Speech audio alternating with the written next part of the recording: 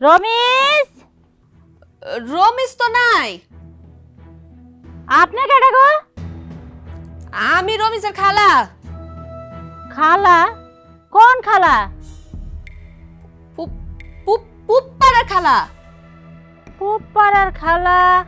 রমেশের তো পুপ্পাড়ায় কোনো খালা নাই। আগে অন্য গ্রামে আসিলাম, পরে পুপ্পাড়ায় আসি। তো খালা আপনি বাইরে আসেন, একটু দেখা সাক্ষাৎ করি, কথা কই, চিন পরিচয় হই। না না না, আমি বাইরে আইতে পারুম না, আমি পর্দা করি, পর্দা।